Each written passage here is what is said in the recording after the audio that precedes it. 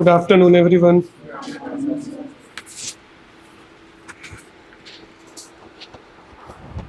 चलिए फटाफट कंप्लीट करें चैप्टर।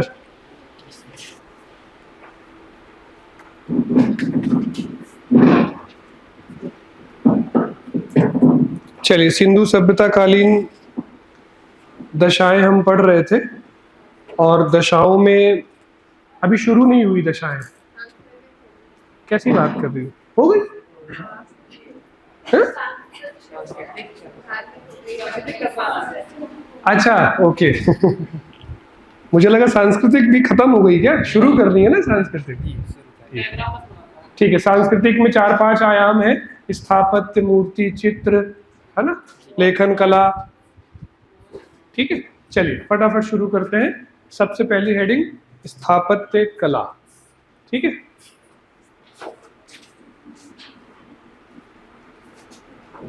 आज कंप्लीट करना है सिंधु सभ्यता, क्योंकि सैटरडे को टेस्ट लेना तो तुमको पढ़ना भी तो है। ठीक है, पढ़ तो रहे हो ना बेटा? ठीक है, कोई डाउट है, कोई दिक्कत, कुछ समस्या? ठीक है, दो ही चीजें हो सकती हैं, या तो सब क्लियर हो या तो बिल्कुल पढ़ाई ना हो। अब दोनों में से कौन सी है तुम देख लेना। ठीक है, चलिए बेटा, सिंधुकालीन सांस्कृतिक दशा के आयाम 4-5 थे। स्थापत्य कला, चित्रकला, मूर्ति कला, है ना, लेखन कला, एक एक करके मुहर निर्माण कला। फटाफट इनको करके पूरा करते हैं, कंप्लीट करते हैं। सबसे पहली हेडिंग स्थापत्य कला। स्थापत्य कला को और किस नाम से भी जाना जाता है?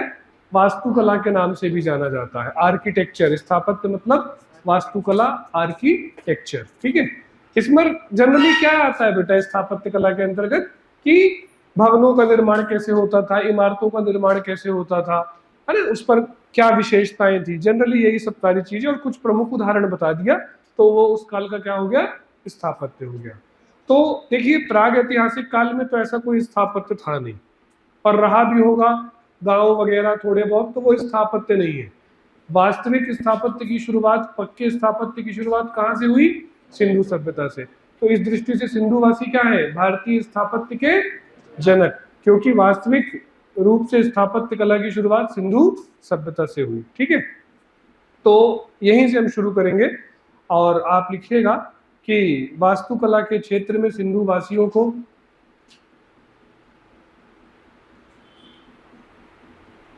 क्या होगा? भारतीय, क्या लिखा आपने? वास्तुकला के क्षेत्र में सिंधु वासियों को भारतीय स्थापत्य कला का जनक कहा जा सकता है, क्योंकि भारतीय स्थापत्य कला का जनक कहा जा सकता है कि वास्तुकला के क्षेत्र में सिंधु वासियों को भारतीय स्थापत्य कला का जनक कहा जा सकता है, क्योंकि सर्वप्रथम इसी काल में व्यवस्थित स्थापत्य निर्माण का प्रारंभ हुआ। क्योंकि सर्वप्रथम इसी काल में व्यवस्थित स्थापत्य का निर्माण प्रारंभ हुआ। ठीक है, प्रमुख विशेषताएं, चलिए कुछ प्रमुख विशेषताएं देखते हैं सिंधुकालीन स्थापत्य की। ठीक है, प्रमुख विशेषताओं में पहली विशेषता तो क्या है बेटा? स्थापत्य में पकी ईंटों का प्रयोग। ठीक है, तो पहला बिंदु, स्थापत्य निर्माण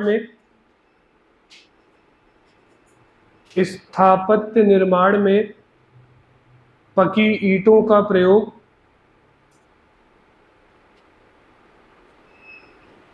कितना? स्थापत्य निर्माण में पकी ईंटों का प्रयोग। दूसरा लिखिएगा, जिप्सम एवं चूना मिश्रित सामग्री का प्रयोग। जिप्सम एवं चूना मिश्रित सामग्री का प्रयोग। जिप्सम एवं चूना मिश्रित सामग्री का प्रयोग। ठीक है, स्थापत्य निर्माण में पकी ईंटों का प्रयोग। ठीक है, विभिन्न स्थलों पर अगला, विभिन्न स्थलों पर पाषाण एवं लकड़ी का संयुक्त प्रयोग।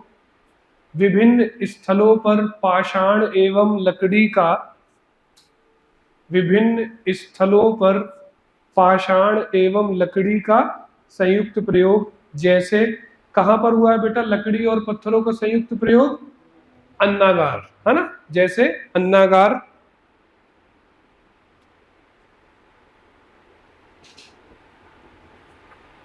ठीक है, फिर लिखिएगा बहुमंजिला इमारतों का निर्माण। बहुमंजिला इमारतों का निर्माण।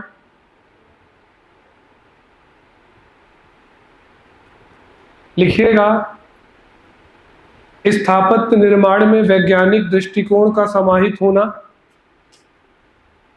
अगला पॉइंट है स्थापत्य निर्माण में वैज्ञानिक दृष्टिकोण। स्थापत्य निर्माण में वैज्ञानिक दृष्टिकोण का समाहित होना। जैसे आप कैसे कह सकते हो कि स्थापत्य निर्माण में वैज्ञानिक दृष्टिकोण समाहित था?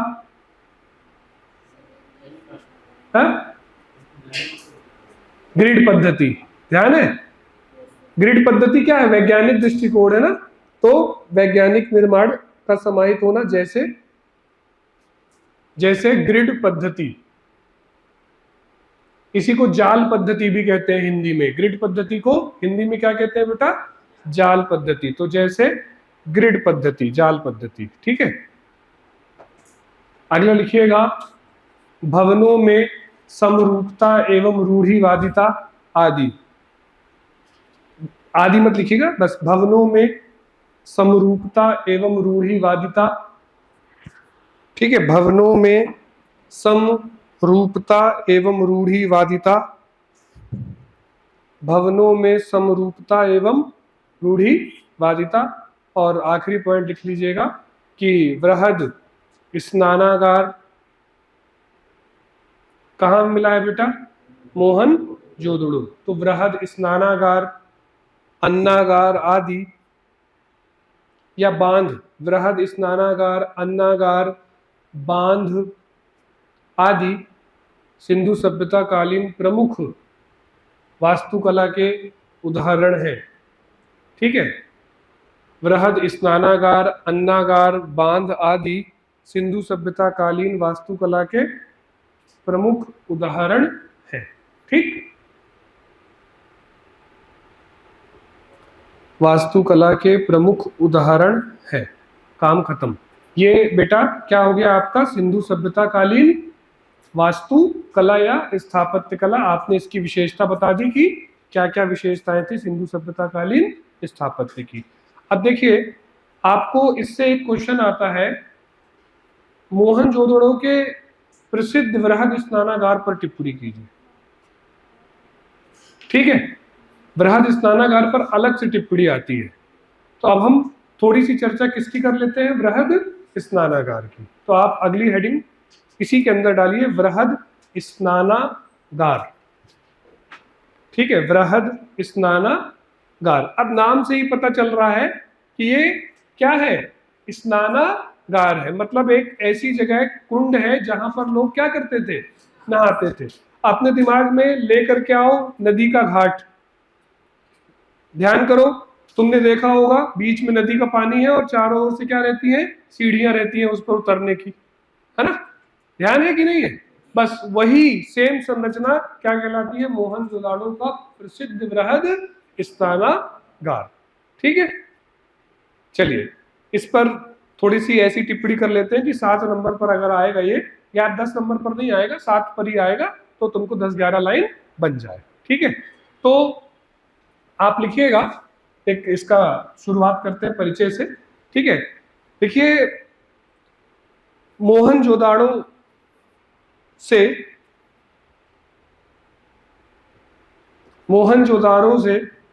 या आप लोग मोहनजोदड़ो लिखिएगा। ठीक, मोहनजोदड़ो से एक वृहद स्नानागार के साक्ष्य मिले हैं जो कि सिंधु सभ्यता की सबसे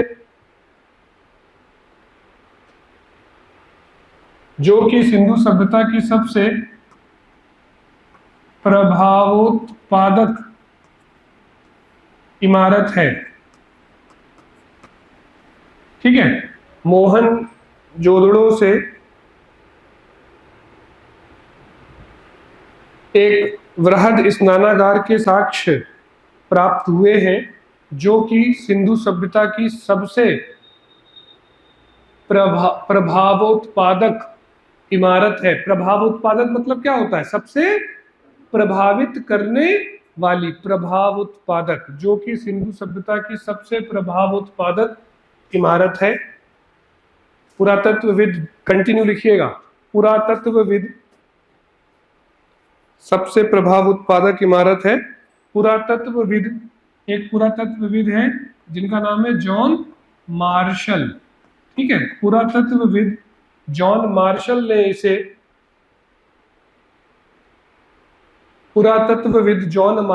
इसे इन्वर्टेड कॉमा में लिखिए, विश्व के आश्चर्यजनक निर्माण। पुरातत्वविद जॉन मार्शल ने इसे विश्व के आश्चर्यजनक निर्माण तक इन्वर्टेड कॉमा रहेगा। ठीक है, पुरातत्वविद जॉन मार्शल ने इसे विश्व के आश्चर्यजनक निर्माण की संज्ञा दी है।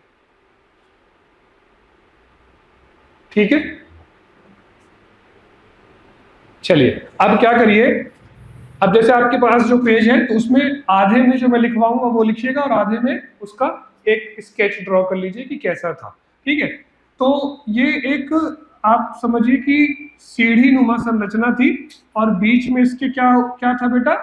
कुंड था, है ना? बीच में कुंड था और बाकी चारों ओर क्या होती थी? सीढ़ियां होती थी। ठीक है, ये बीच में ऐसा कुंड था और ये क्या होती थी?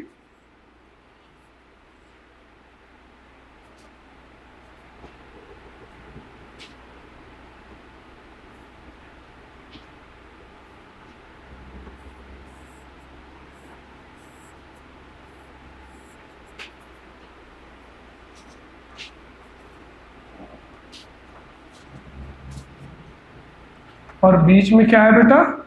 जल।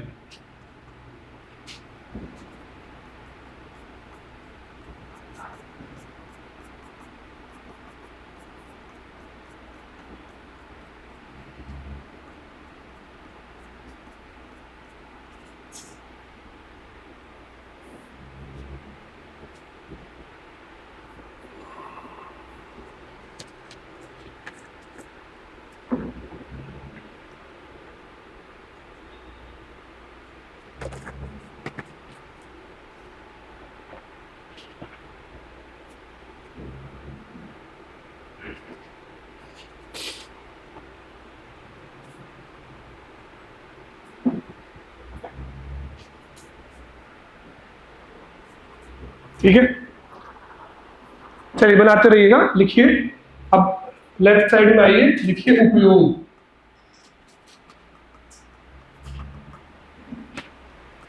देखिए, इतिहासकारों का सामान्य मत है कि इतिहासकारों का सामान्य मत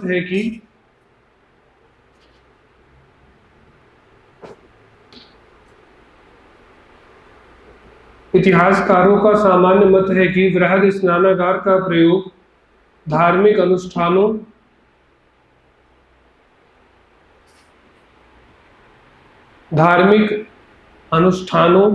यथा जल पूजा। इतिहासकारों का सामान्य मत है कि वृहद स्नानागार का प्रयोग, क्या लिखा है ना, धार्मिक अनुष्ठानों यथा। धार्मिक अनुष्ठान क्या हो सकते हैं बेटा? जल पूजा, सूर्य पूजा एवं स्नान हेतु किया जाता था। जल पूजा, सूर्य पूजा एवं स्नान हेतु किया जाता था। ठीक है, अगला पॉइंट लिखिएगा, संरचना। संरचना।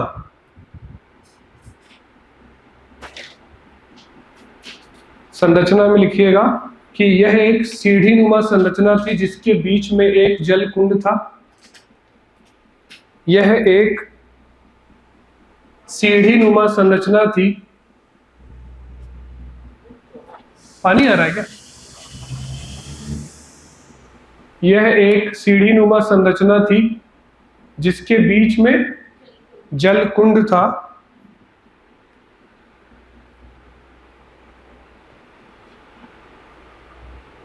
अगला पॉइंट लिखिएगा व्यास। व्यास व्यास मतलब जनरली डायमेंशन कितना था, ठीक है। लिखिएगा कि बृहद स्नानागार 180 फीट लंबा एवं 108 फीट चौड़ा था। बृहद स्नानागार 180 फीट, बृहद स्नानागार 180 फीट लंबा एवं 108 फीट चौड़ा था।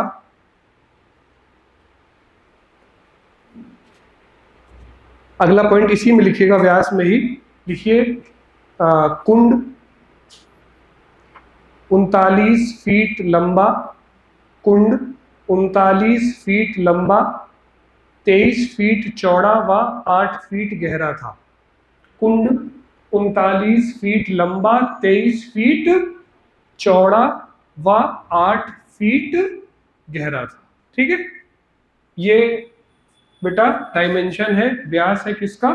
बृहद स्नानागार का। महत्व लिख दीजिएगा कि महत्व सिंधु सभ्यता कालीन वास्तुकला का, महत्व लिखिए सिंधु सभ्यता कालीन वास्तुकला का, सिंधु सभ्यता कालीन वास्तुकला का उत्कृष्ट उदाहरण,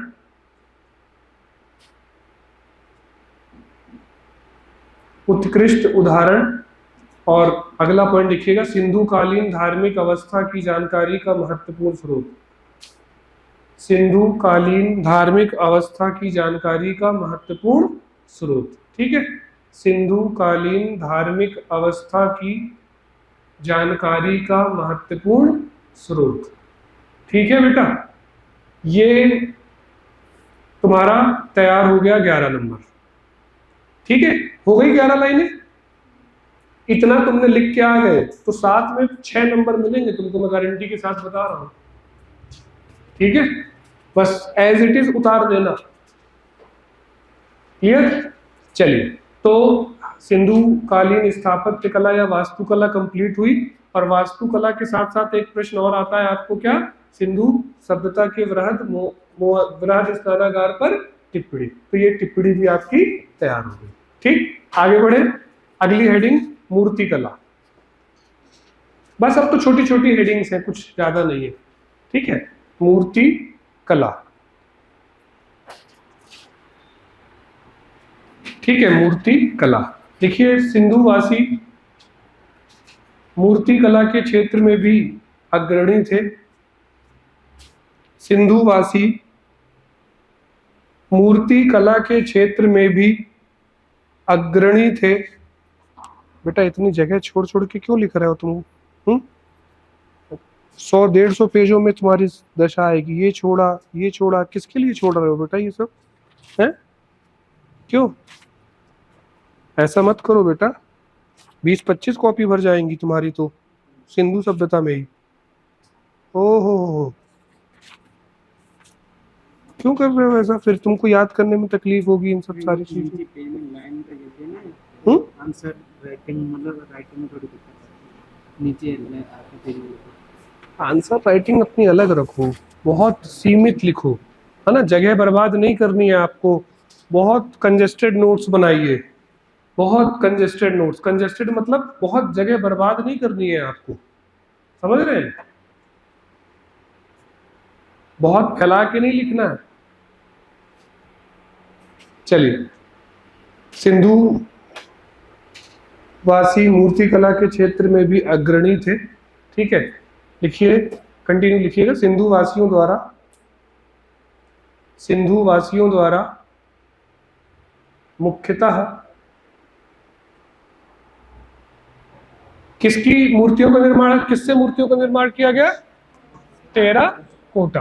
ठीक है, सिंधु वासियों द्वारा मुख्यतः टेराकोटा, महीन मिट्टी ब्रैकेट में लिख लो बाद में समझने के लिए। कल चर्चा करी थी ना टेराकोटा क्या होता है, महीन मिट्टी, है ना। तो सिंधु वासियों द्वारा मुख्यतः टेराकोटा से मूर्तियों का निर्माण किया गया। अगला पॉइंट लिखिएगा, ठीक है, मुख्यतः मूर्तियों का निर्माण किया गया। अगला पॉइंट लिखिएगा कि पाषाण एवं काष्ठ, काष्ठ मतलब समझते हो क्या होता है? लकड़ी। ठीक है, पाषाण एवं काष्ठ की मूर्तियां सीमित मात्रा में निर्मित होती थीं। पाषाण एवं काष्ठ की मूर्तियां सीमित मात्रा में निर्मित होती थीं।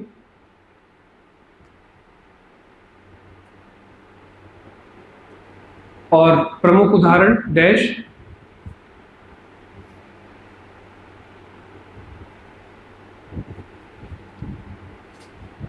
नर्तकी की कांस्य प्रतिमा।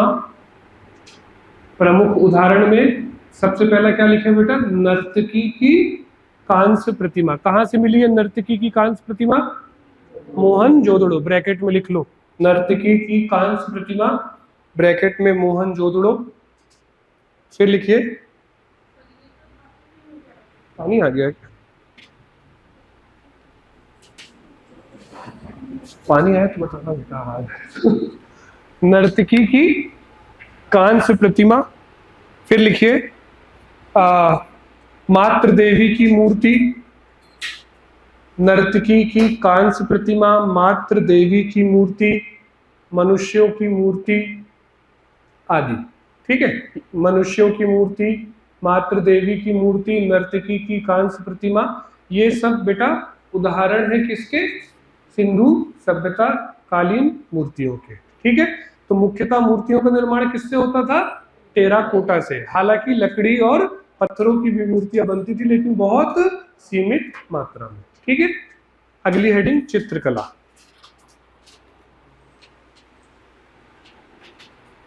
ठीक है, अगली हेडिंग चित्रकला। चलिए चित्रकला में लिखिएगा, देखिए आपको क्या लगता है चित्रकला सिंधु वासियों ने शुरू करी कि इसके पहले भी चित्रकला थी? थी ना, ध्यान है, पूरा पाषाण काल भीमबेटका में चित्रकारी करते थे, है ना। इसका मतलब कि स्थापत्य के क्षेत्र में सिंधुवासी जनक हो सकते हैं लेकिन चित्रकला के क्षेत्र में सिंधुवासी, मूर्ति कला के क्षेत्र में सिंधुवासी जनक नहीं है। हाँ, इन्होंने क्या किया? पाषाण युगीन चित्रकारी को नए आयाम देते हुए आगे बढ़ाया, लेकिन हम इनको चित्रकारी का जनक नहीं कह सकते। इन्होंने पाषाण युगीन चित्रकारी को क्या किया है? आगे बढ़ाया है। ठीक है, तो पहला बिंदु आप यही लिखिए, क्या कि सिंधु वासियों ने पाषाण युगीन चित्रकला को, सिंधु वासियों ने पाषाण युगीन चित्रकला को, ठीक है, सिंधु वासियों ने पाषाण युगीन चित्रकला को नए आयाम, सिंधु वासियों ने पाषाण युगीन चित्रकला को नए आयाम देते हुए, सिंधु वासियों ने पाषाण युगीन चित्रकला को नए आयाम देते हुए आगे बढ़ाया। देखिए, जब भी आप किसी काल की चित्रकला लिखें उसमें क्या क्या लिखें? सबसे पहला तो लिखें विषय, कि चित्रकला का विषय क्या था। तो हमेशा से चित्रकला का विषय प्रकृति रही है, प्रकृति के चित्र बनाना, समझ रहे हो? पशु पक्षियों के चित्र, पेड़ पौधों के चित्र, ये चित्र किस विषय के अंतर्गत आते हैं? प्रकृति के अंतर्गत आते हैं। तो सुरम्य प्रकृतिवाद एक विषय होता है जिसके अंतर्गत पशु पक्षियों, मानवों, इनके चित्र बनाए जाते हैं। सिंधु वासियों ने भी यही चित्र बनाए हैं। ठीक है, दूसरी बात होती है रंग, कि किस काल में चित्रकला के लिए किन रंगों का प्रयोग किया गया। अलग अलग काल में अलग अलग रंगों की प्रधानता रही है चित्रों पर। मुगल काल में अलग थी, सिंधु काल में अलग थी, ठीक है। तो ये लोग दूधिया, जो प्राकृतिक रंग है, दूधिया, लाल, पीला, गुलाबी, हरा, इन रंगों का प्रयोग करते थे। अब ये रंग आते कहां से थे? वनस्पतियों से। जिस कलर का पत्ता है उसी कलर का रंग बन जाएगा। तो ये वनस्पतियों से आते थे। कैसे रंग होते थे? ये वनस्पतिक रंग होते थे, ठीक है। अब सिंथेटिक रंग थोड़ी होते थे उस टाइम पे। फिर तीसरा विषय होता है आकार कैसे होते थे चित्र के। तो आकार कैसे? वृत्ताकार, अर्धवृत्ताकार, समझ रहे हो? आड़ी तिरछी लाइनें होती थी, तिकोने होते थे। बस भाई इनको चित्र बनाना है तो आपको क्या लगता है कि ये आज जैसे चित्र बनते हैं हूबहू वैसे थोड़ी बनाते थे? इनने चित्र बनाना है मानव का, तो इनने क्या किया? लीजिए ऐसा चित्र बना दिया, ऐसे चित्र बनाते थे। तो वृत्ताकार, आड़ी तिरछी लाइनें, तिकोना, इन कुछ आकृतियों का प्रयोग करके ये क्या बनाते थे? चित्र बनाते थे। तो किसी भी काल में आप आकृतियां बता दीजिए और आखिरी बता दीजिए चित्र स्थल, कि चित्र कहां बनते रहे होंगे। सोचो कहां बनाते रहे होंगे ये चित्र? चित्र ये या तो ये दीवारों पर बनाते थे, या तो फर्श पर, या तो मुहर पर, और या तो मृद भांडों पर। कागज तो था नहीं, तो चित्र या तो बर्तनों पर बने यानी कि मृद भांडों पर, या तो दीवारों पर, या तो फर्श पर, और या तो फिर मुहरों पर। और सर्वाधिक चित्र कहां से मिले हैं? मुहर से ही मिले हैं। और ये चित्र सिंधु कालीन जानकारी का बहुत महत्वपूर्ण स्रोत है। चित्रों से ही हमने अंदाज लगाया है सिंधु सभ्यता की दशाओं का, ठीक है। तो बस फटाफट ये बिंदु लिख डालिए सब। अभी आपने परिचय लिखा, अब लिखिए विषय। विषय में लिखिएगा सुरम्य प्रकृतिवाद।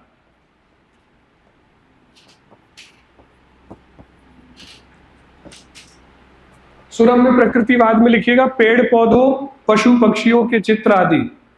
विषय क्या है बेटा? सिंधुकालीन चित्रकला का सुरम्य प्रकृतिवाद। और सुरम्य प्रकृतिवाद के ब्रैकेट में क्या लिखिएगा? पेड़ पौधों, पशु पक्षियों, पेड़ पौधों, पशु पक्षियों, मनुष्यों आदि के चित्र। पेड़ पौधों, पशु पक्षियों, मनुष्यों आदि के चित्र। चलिए दूसरा, रंग। कैसे रंग होते थे बेटा? प्राकृतिक वनस्पतिक रंग। और ब्रैकेट में दूधिया, काला, गुलाबी, नीला, हरा आदि। प्राकृतिक वनस्पतिक रंग। रंग में लिखिएगा प्राकृतिक वनस्पतिक रंग, और ब्रैकेट में लिखिएगा दूधिया। दूधिया मतलब सफेद टाइप का, है ना? दूधिया, काला, पीला, नीला, गुलाबी, हरा आदि। जितने भी तुमको पता है बस लिखिए। हाँ, आप जबरदस्ती के मॉडर्न ना लिखने लगना, मेजेंटा और ये सब, है ना? पीला, गुलाबी, नीला, हरा आदि। फिर अगला क्या बेटा? आकार। आकार कैसा? वृत्ताकार, अर्धवृत्ताकार, दीर्घ वृत्ताकार, अंडाकार को दीर्घ वृत्ताकार कहते हैं, है ना? तो वृत्ताकार, अर्धवृत्ताकार, तिकोना, आड़ी तिरछी लाइनें, ठीक है। वृत्ताकार, अर्धवृत्ताकार, तिकोना, आड़ी तिरछी लाइनें आदि। आड़ी तिरछी लाइनें आदि, ठीक है। आड़ी तिरछी लाइनें आदि। और आखिरी बिंदु क्या बेटा? चित्रस्थल। चित्रस्थल दीवार, फर्श, ठीक है। चित्रस्थल पर लिखिएगा दीवार, फर्श, मृदभांड, मुहर आदि।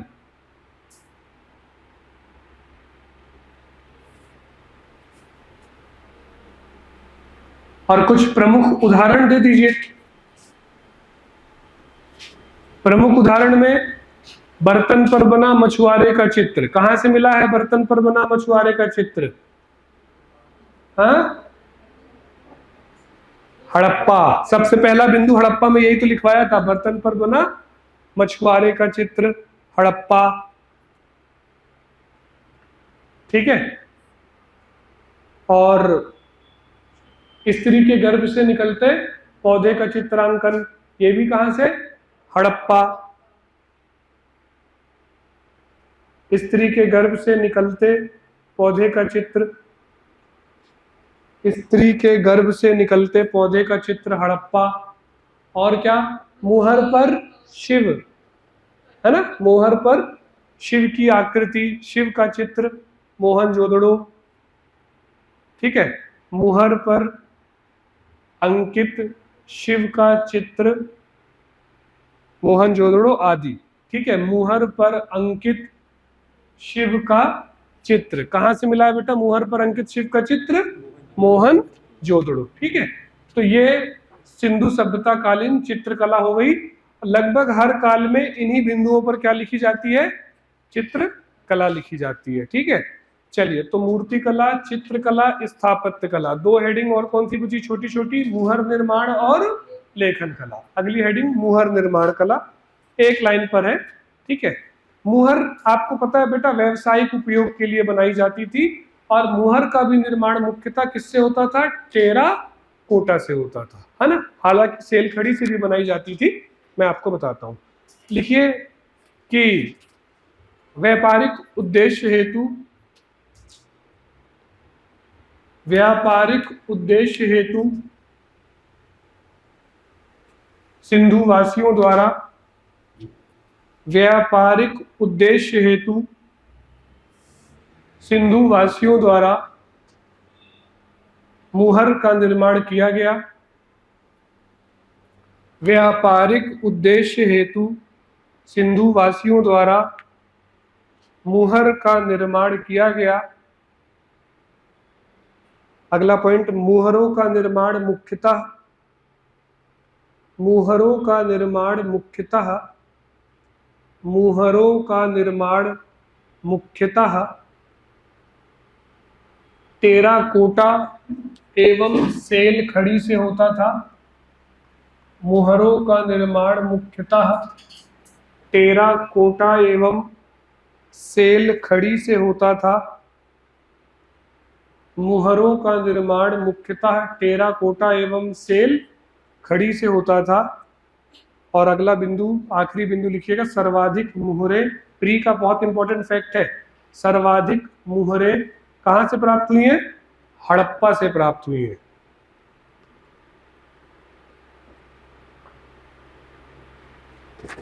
ठीक है, सर्वाधिक मुहरें बेटा कहां से प्राप्त हुई हैं? हड़प्पा से प्राप्त हुई है। ठीक है, चलिए, सेल खड़ी भी एक धातु है, जिसको दबा दो तो वो पाउडर बन जाता है। तुमने वो स्कूलों में बच्चों, जब तुम लोगों ने भी खाई हो, मिट्टी, चीनी मिट्टी कहते हैं उसे, क्या बत्ती कहते हैं, खाई है कभी? अरे चौक है, वही तो है सेल खड़ी जैसा, पाउडर बन जाता है उससे, टाल्क कहते हैं, समझ रहे हो? वो बहुत क्या होता है? बहुत सॉफ्ट होता है। जैसे टेराकोटा महीन मिट्टी, वैसे ही सेल खड़ी भी महीन सफेद कलर का एक धातु ही है, अधात्विक। ठीक है, चलिए, आखिरी हेडिंग लेखन कला।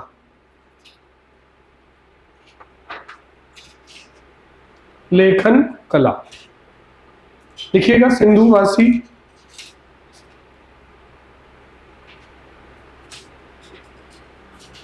सिंधुवासी लेखन कला से परिचित थे। सिंधुवासी लेखन कला से परिचित थे, लेकिन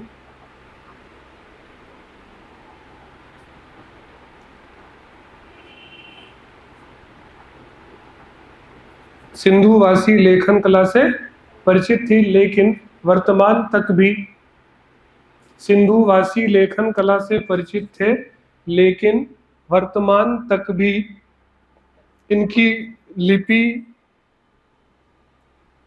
व लेखन शैली को, लेकिन वर्तमान तक भी इनकी लिपि व लेखन शैली को पढ़ा और समझा नहीं जा सका है।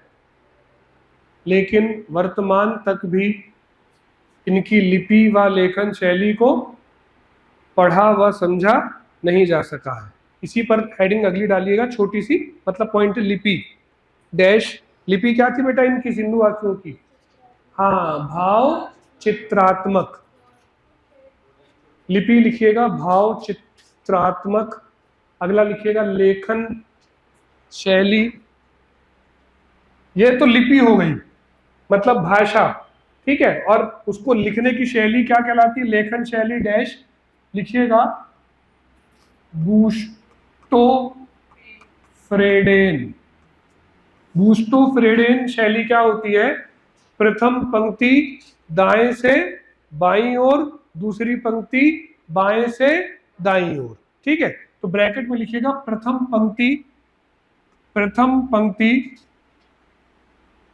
दाएं से बाईं ओर, ठीक है। प्रथम पंक्ति दाएं से बाईं ओर, द्वितीय पंक्ति बाईं से दाईं ओर। तो सिंधुवासी जो लिखते थे वो पहली पंक्ति कहां से शुरू करते थे लिखना? दाएं से। और दूसरी पंक्ति कहां से लिखना शुरू करते थे? बाएं से। अब मुद्दा यह है कि जब हम इनकी भाषा और लिपि को पढ़ नहीं पाए तो हमें कैसे पता चला कि ये पहली पंक्ति दाएं से बाएं लिखते थे और दूसरी पंक्ति बाएं से दाएं लिखते थे? भाई ये प्रश्न हो सकता है कि नहीं हो सकता कि भाई हमने तो पढ़ी है नहीं इनकी भाषा और लिपि, तो हमको कैसे पता चला कि ये पहली राइट टू लेफ्ट लिखते थे, दूसरी लेफ्ट टू राइट लिखते थे?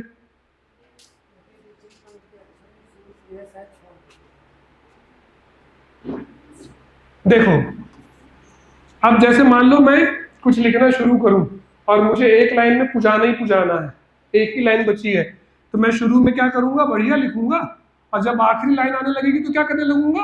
वहीं खिचड़ी पकाना चालू कर दूंगा, है ना? ऐसे ही होता है ना। और फिर जब दूसरी लाइन, तो फिर अच्छा लिखने लगा, और जब देखा अरे लाइन खत्म होने वाली है, फिर यहाँ क्या करने लगा? फिर तो हर जगह, मैक्सिमम जगह हमने देखा कि सिंधुवासी यहां तक तो बढ़िया लिखते थे और आखिरी में पहली पंक्ति में क्या करते थे? छोटा छोटा कर देते थे, और फिर यही चीज दूसरी पंक्ति में यहां होती थी। तो इससे ये समझ में आया कि ये पहली पंक्ति जो है ये कहां से शुरू कर रहे हैं? राइट से, और दूसरी पंक्ति कहां से शुरू कर रहे हैं? लेफ्ट से। ऐसे अनुमान लगाया हमने, ठीक है। अगर दोनों ही तरफ हर बार इसी तरफ अगर छोटा होता तो ये मान लिया जाता कि ये खरोष्टी लिपि जैसे लिखी जाती थी, दाएं से बाएं। लेकिन एक बार छोटा हुआ है एक साइड, दूसरी बार दूसरी साइड, इसका मतलब पहली पंक्ति राइट टू लेफ्ट, दूसरी पंक्ति लेफ्ट टू राइट, ठीक है। चित्रों के माध्यम से अपनी भाषा को व्यक्त करते थे, तो हम समझ नहीं पाए कि किस चित्र का आशय क्या है। ऐसी ही चित्रलिपि मिस्र में भी प्रचलित थी, लेकिन मिस्र में एक अच्छी चीज क्या हुई, कई भाषाओं का प्रचलन था, तो उन्होंने जो ऊपर चित्र लिखा है उसका डिस्क्रिप्शन भी नीचे लिखा है, तो हमें ये पता चल गया कि किस चित्र का मतलब क्या है, तो फिर हमने हर जगह उसी को उपयोग कर लिया। लेकिन सिंधु सभ्यता में ऐसा नहीं, ठीक है।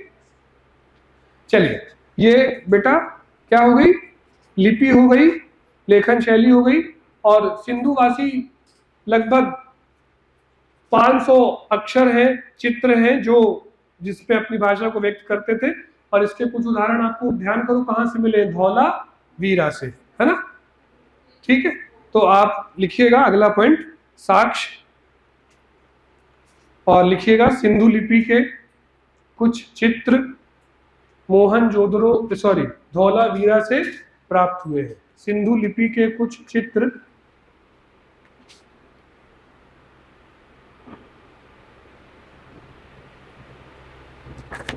सिंधु लिपि के कुछ चित्र धौलावीरा से प्राप्त हुए, ठीक है। चलिए, ये बेटा लेखन कला, मुहर निर्माण कला, चित्रकला, मूर्ति कला और स्थापत्य कला सिंधु सभ्यता कालीन क्या कंप्लीट हो गया? सांस्कृतिक दशा कंप्लीट हो गई। आखिरी हेडिंग क्या बची? विज्ञान एवं तकनीकी विकास। डाल लीजिए हेडिंग, आखिरी हेडिंग, विज्ञान एवं तकनीक। ठीक है, देखिए अगर हम कह रहे हैं कि सिंधु सभ्यता एक नगरीय सभ्यता थी, है ना, तो सिंधु सभ्यता को नगरीय सभ्यता बोलने के पीछे सिंधु वासियों का जो विज्ञान तकनीकी विकास था वो भी एक महत्वपूर्ण आधार है।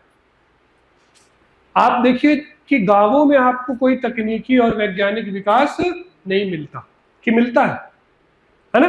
गांवों में आपको कोई तकनीकी विकास नहीं मिलता, लेकिन शहरों में तकनीक का और विज्ञान का एक अच्छा खासा जाल होता है।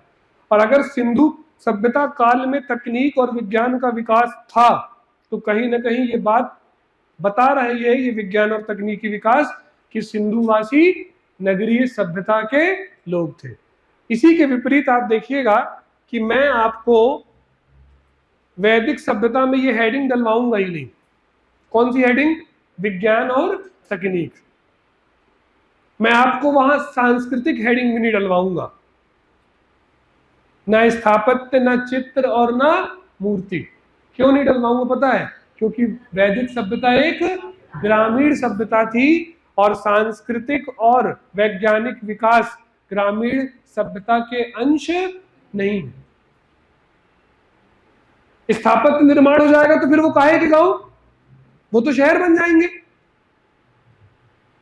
गांव के लोग क्या कर रहे हैं? अपनी आमदनी के लिए खेती कर रहे हैं। वो चित्रकला और मूर्तिकला के चक्कर में थोड़ी पड़ते हैं। चित्रकला और मूर्तिकला या सांस्कृतिक जो आयाम है वो रोटी कपड़ा और मकान के बाद की अवस्था के चरण है। मेरी बात समझ रहे हैं आप? जब तक कोई समाज अपनी जो बुनियादी जरूरतें हैं रोटी कपड़े और मकान की, उसे प्राप्त नहीं कर लेता, तब तक वो सांस्कृतिक अवस्था पर प्रवेश नहीं करता। 3 चरण बताए हैं मनोविज्ञान ने मानव की भूख के। पहला चरण जो मानवीय आवश्यकता है वो शारीरिक आवश्यकता है, रोटी कपड़ा और मकान। जब हमारी शारीरिक जरूरतें पूरी हो जाती हैं तो फिर हम अपनी मानसिक जरूरतों की पूर्ति के लिए प्रयास करते हैं। और हमारी मानसिक जरूरतों की पूर्ति होती है किससे बेटा? संगीत से, साहित्य से और संस्कृति से। और जब हमारी मानसिक जरूरतों की पूर्ति हो जाती है तब आखिरी स्टेज जरूरत पड़ती है हमें आध्यात्मिक संतुष्टि की। और आध्यात्मिक संतुष्टि के लिए हम करते हैं ध्यान। और एक आम आदमी, मिडिल क्लास, अपनी शारीरिक आवश्यकताओं के पीछे ही पड़ा रहता है, कभी वो अपनी सांस्कृतिक और आध्यात्मिक जरूरतों की ओर बढ़ ही नहीं पाता। इसीलिए आप देखिए अंग्रेजों ने पूरी दुनिया को गुलाम बनाया, पैसे कमाए और विश्व में सबसे पहली अपनी शारीरिक जरूरतें रोटी कपड़ा और मकान किसने पूरी कर ली? अंग्रेजों ने। तो 16वीं शताब्दी में ब्रिटेन में, यूरोप में पुनर्जागरण शुरू हो गया। साहित्य अपने चरम पर पहुंच गया, कला अपने चरम पर पहुंच गई 15वीं शताब्दी में। यहां हम क्या कर रहे हैं? भूखे मर रहे हैं। और वो शेक्सपियर क्या लिख रहा है भाई? मशीनें बन रही हैं, उद्योग बन रहे हैं, सब हो रहा है और हम गुलाम। क्यों? क्योंकि अभी हम अपनी किन जरूरतों पर उलझे हैं? रोटी कपड़े और मकान की। और वो जब फुर्सत हो गए जल्दी तो उन्होंने फिर अपना क्या किया? सांस्कृतिक विकास करना शुरू कर दिया। सबसे पहले सांस्कृतिक विकास कहां हुआ? यूरोप पर हुआ। साहित्य का स्वर्ण युग सबसे पहले यूरोप पर आया, विज्ञान का स्वर्ण युग सबसे पहले यूरोप पर आया। अब तो सिलेबस में हटा दिया, वरना आपने सुना होगा औद्योगिकरण ब्रिटेन का। समझ रहे हो? ये सब संभव हो पाया क्योंकि उसने अपनी सबसे पहले जरूरतों को क्या कर लिया? पूरा कर लिया। तो सिंधु वासियों ने भी विज्ञान और तकनीक का बहुत विकास किया था। अब कैसे किया था इसको हम समझते हैं। ठीक है, तो आपने क्या लिखी हेडिंग, विज्ञान एवं तकनीक। आप लिखिएगा कि सिंधु वासियों ने विज्ञान एवं तकनीक के क्षेत्र में भी, सिंधु वासियों ने विज्ञान एवं तकनीक के क्षेत्र में भी, सिंधु वासियों ने विज्ञान एवं तकनीक के क्षेत्र में भी महत्वपूर्ण उपलब्धियों को प्राप्त किया था। सिंधु वासियों ने विज्ञान एवं तकनीक के क्षेत्र में भी महत्वपूर्ण उपलब्धियों को प्राप्त किया था। सिंधुकालीन तकनीकी विकास निम्न आयामों में समझा जा सकता है। सिंधुकालीन तकनीकी विकास निम्न आयामों में समझा जा सकता है।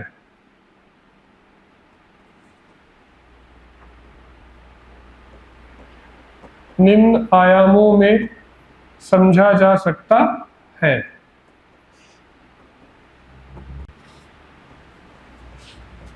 फटाफट ये डायग्राम बनाओ।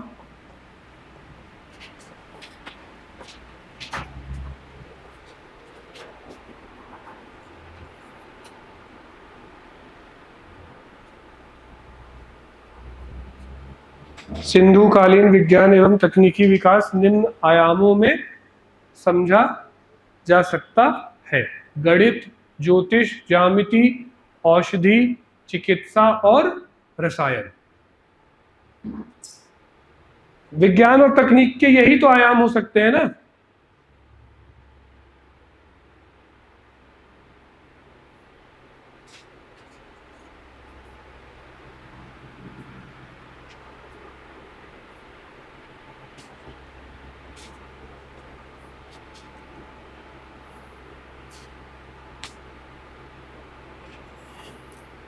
ठीक है, अब चलिए, अब हमें ये प्रमाणित करना है कि हम कैसे कहें कि सिंधुवासी गणित को जानते थे, ज्योतिष को, ज्यामिति को, औषधि, चिकित्सा और रसायन को जानते थे। ठीक है, देखिए, सिंधुवासियों ने मापतौल प्रणाली को इजाद किया।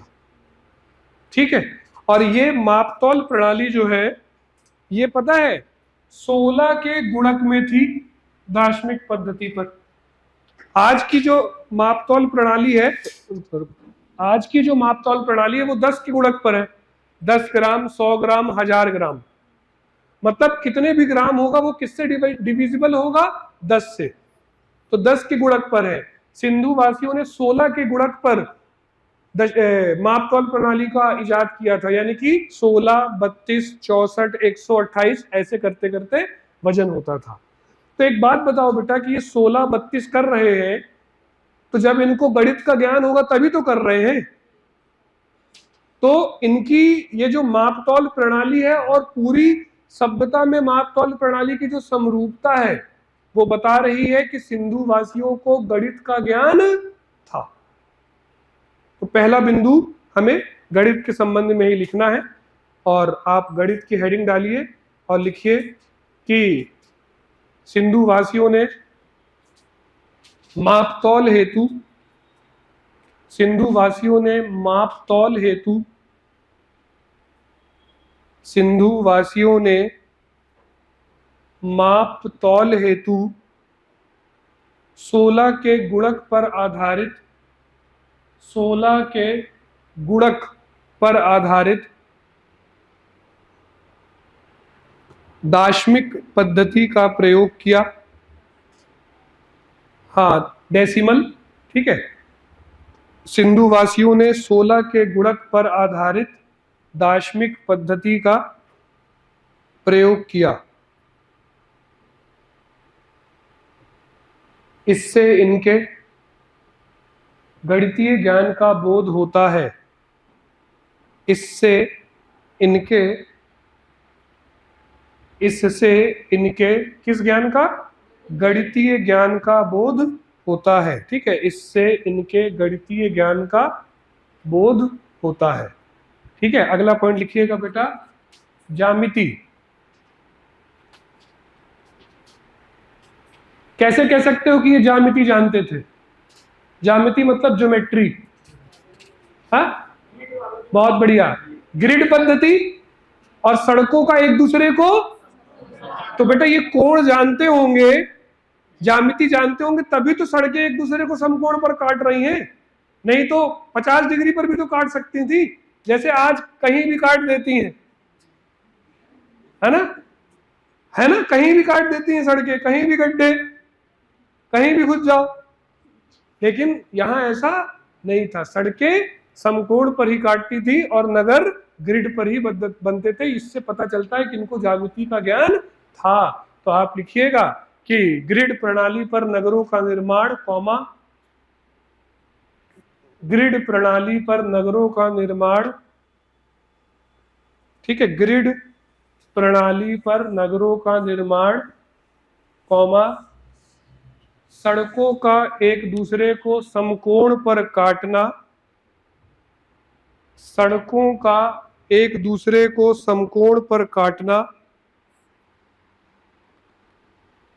आदि से ज्ञात होता है कि, आदि से ज्ञात होता है कि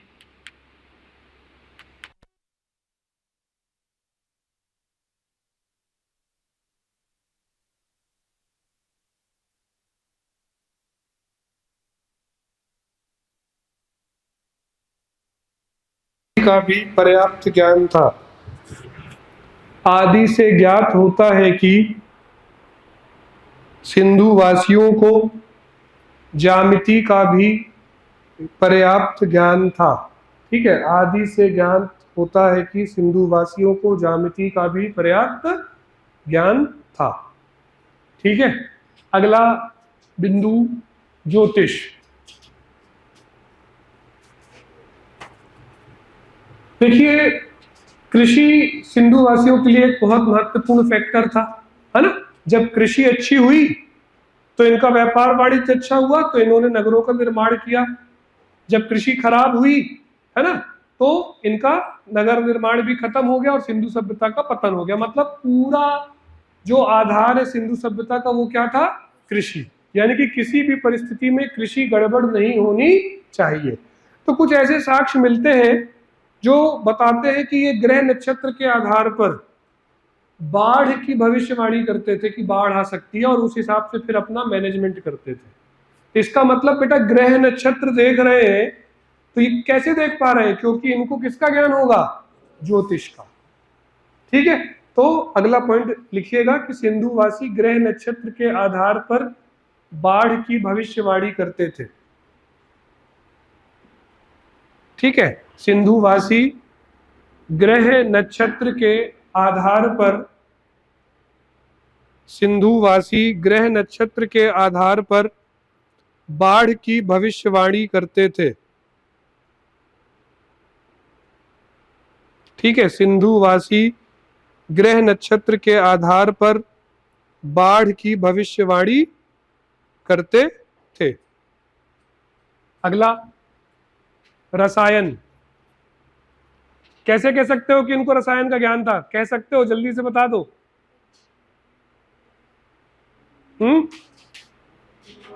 हाँ, तांबा और टिन को मिला करके कांस्य बनाते थे। तो जब रसायन का ज्ञान होगा तभी तो करते थे, है ना? तो आप लिखिएगा कि सिंधुवासी तांबे एवं टिन को मिलाकर, जी सर,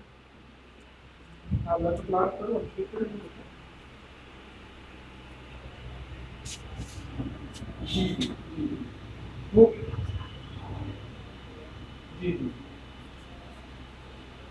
क्या लिखा बेटा?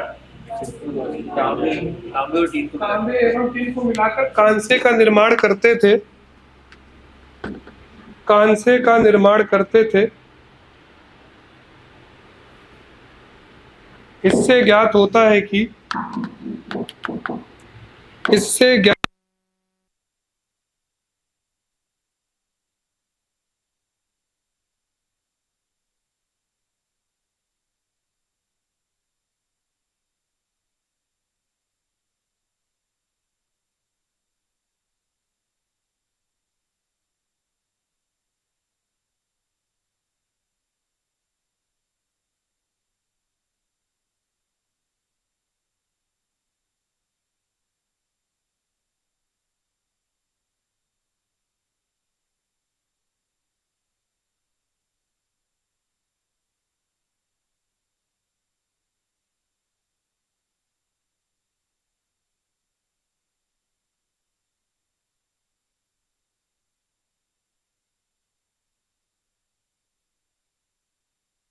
औषधि। मोहनजोदड़ो से बेटा हमें कुछ जड़ी बूटियां मिली हैं, जैसे हिरण की सींग के चूर्ण मिले हैं, शिलाजीत एक जड़ी बूटी है वो मिली है। तो इससे क्या पता चल रहा है कि ये आयुर्वेदिक औषधियां बनाना भी जानते थे। इनका इसका मतलब कि इनको औषधीय ज्ञान भी था, है ना। तो अगला पॉइंट लिखिएगा, मोहनजोदड़ो से प्राप्त शिलाजीत, मोहनजोदड़ो से प्राप्त शिलाजीत हिरण की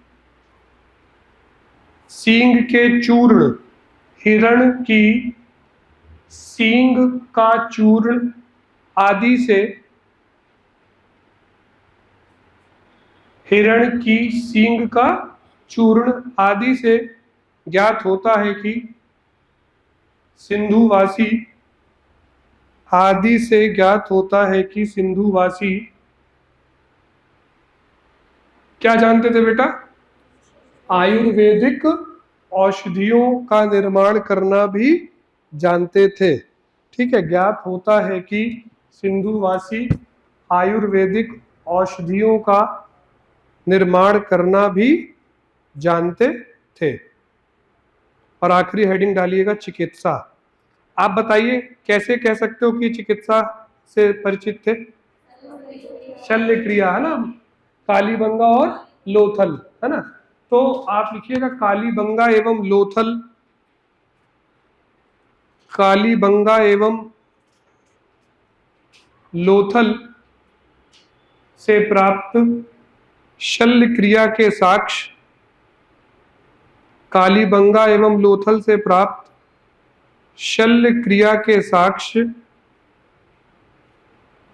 बताते हैं कि, शल्य क्रिया के साक्ष्य बताते हैं कि सिंधुवासी, बताते हैं कि सिंधुवासी आधुनिक चिकित्सा पद्धति से भी परिचित थे।